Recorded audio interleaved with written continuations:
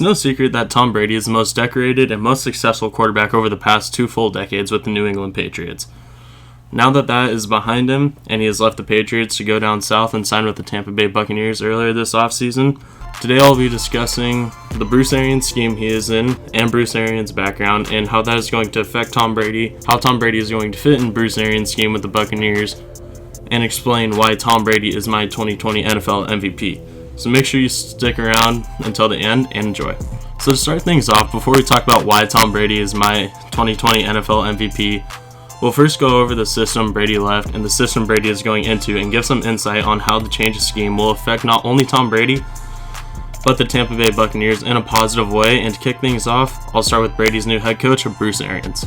So Bruce Arians is an interesting coach who cusses like his mom's a sailor and his dad's a trucker. Rocking a Kangol hat, he has been coined as best dressed coach and the coach with the most swag in the NFL when he was spending time with the Cardinals. And also in 2015, he did receive a fine for wearing a Kangol in a game. So Bruce Arians has spent 27 seasons as an NFL coach. I didn't include his time as a college coach, just his NFL time as a coach. And in 19 of those 27 seasons, he has either been a quarterback coach, an offensive coordinator, or a head coach for 6 different teams. Bruce Arians is an offensive mastermind and has even been deemed the quarterback whisperer for his success with Peyton Manning, Ben Roethlisberger, Andrew Luck as a rookie, and Carson Palmer in the back half of his career. That being said, Arians is a coach with a big heart, but knows when to turn his emotions on and off.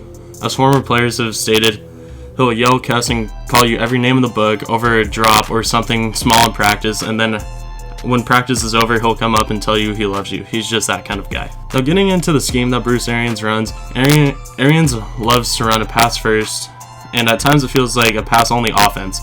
Arians is married to the vertical offense with a bunch of one-on-one balls for his receiver to go up and get, which reflects a favorite saying of Arians, which is, no risk it, no biscuit. Arians loves play actions, deep ends, arrows, and deep posts are some of his favorite plays to call. So Arians has coached a ton of great talented quarterbacks, including Peyton Manning, Ben Roethlisberger, and now Tom Brady, which all 3 are obvious Hall of Famers, while Carson Palmer is on the outside looking in, but he still does have a shot. So moving on, I compiled some of the stats of the quarterbacks that Arians has coached over the last 19 years.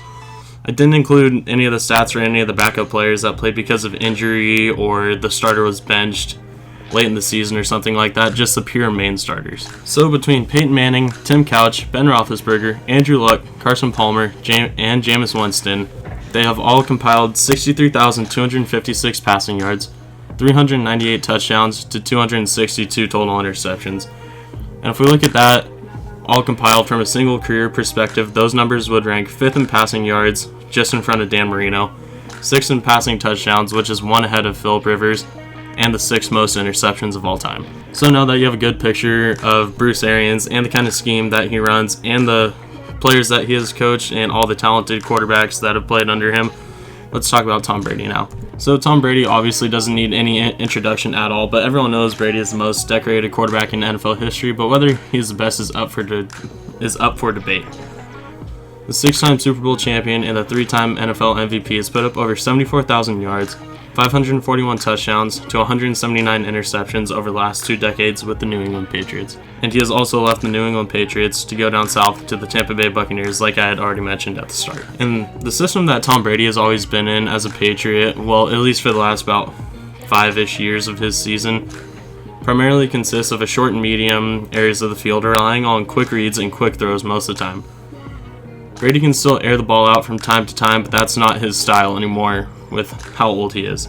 Slot receivers, running backs, and tight ends have been Brady's main source of production over the last few years, and Brady has mastered the quick passing game as well as great pre-snap reads and post-snap adjustments as well. And this is honestly a great signing for the Bucs. Upon first glance, you get a coach deemed the quarterback whisperer, then you get the most decorated man in NFL history, but they've never ran the same kind of offense as I had previously mentioned. Arians loves deep balls and taking shots while leaving out the running backs, where Tom Brady has always been a guy who throws a lot of short and medium passes and an offense that features running backs as receivers essentially, especially the last few years, making Bruce and Tom polar opposites in terms of systems. But that doesn't mean that Arians won't change and adapt around his new quarterback.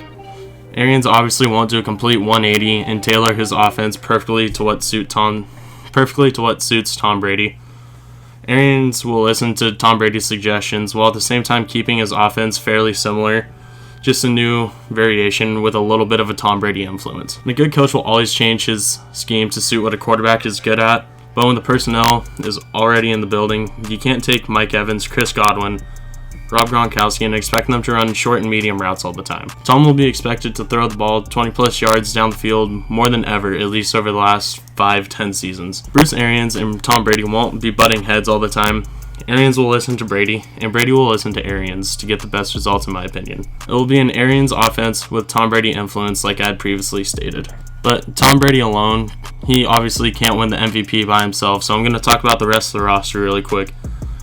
And starting up front with the offensive line, the Buccaneers drafted right tackle Tristan Wirfs and already have proven offensive linemen in center Alex Jensen and left guard Ali Marpet headlining the offensive line. As for the defensive line, 2019 sack leader Shaq Barrett is returning alongside Jason Pierre-Paul, Ndamukong Suh, and nose tackle Vita Vea, with Devin White and Levante David highlighting the off-ball linebackers. And while the secondary is alright, it could be a little better.